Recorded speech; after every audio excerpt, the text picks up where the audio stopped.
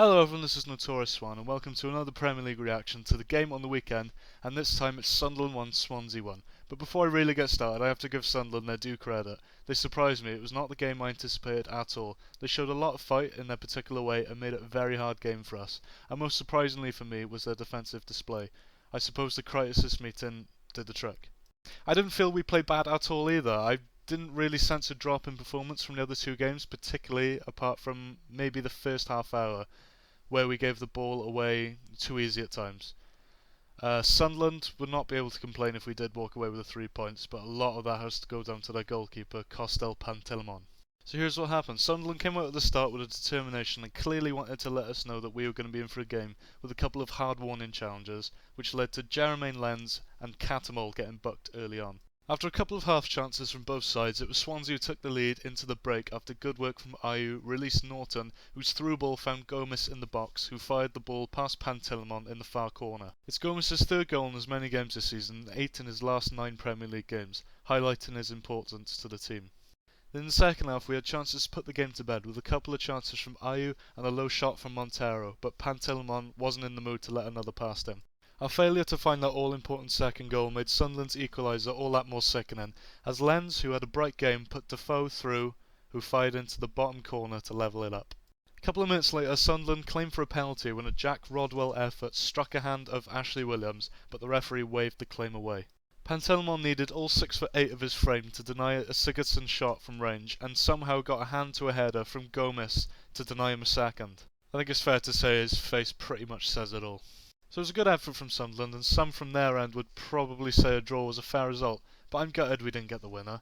I can't help feeling that if they had another goalkeeper, perhaps one a few inches shorter, would be nice, but could have found that second and killed them off, but it wasn't to be. At this stage in the season, a point on the board is a point on the board. We're still unbeaten, and the performance levels, for me anyway, hasn't dropped. And even though, along with many fans, predicted a comfortable win, we were reminded that, again, this is the Premier League, and no game is an easy walk, no matter how good you think you are. A talking point after the game was the Sunderland penalty shout, and should it have been given. It was at a crucial point in the game. Sunderland had just equalised, and to have a penalty given after that, it could have changed the game completely. The argument is not did it hit Ash's hand. It did hit his hand, no question. The argument is, was it intentional? For me, it's not intentional. Others say it was, that his arms were in an unnatural position. It just comes down to your own perspective, really. What I will say is I've definitely seen it given. If anything, Montero was a bit quieter today. He did put in some very good crosses, which on another day would have been goals. Shelvey and Cork still impressed me in the middle. Ayew is always going to be a goal-scoring threat when he's on the pitch, and Gomis was brilliant again. He's really showing his stuff now, and since the back end of last season, looks like one of the best strikers in the league, to be honest with you. I can also see a very good partnership forming on the right-hand side with Norton and Ayew. I imagine Gary has worked on it in training over the course of the summer. Ayew is a player who likes to constantly drift inside and get into the box for the cross, or to play in the hole with Sigurdsson. And Norton is pushing up to offer another option on the right when we're in possession, and is also quick enough to track back when we lose it. This is why defences have had a torrid time so far trying to mark Ayew, because 1 minute he's wide right, next he's in the 6-yard box. It's no wonder he gets all the space he does. Choosing the man of the match was quite easy. It's got to be Costel Pantilimon. He earned Sunderland the point today with a few great saves. I did consider giving it to Baffy because he was constantly getting in danger areas and was seriously unlucky not to get a couple of goals. As disappointing as it is to only draw this game, like I said, it's important to remember that we aren't going for a league title here or anything like that. It's about getting points on the board as quickly as possible to get to that 40-point mark.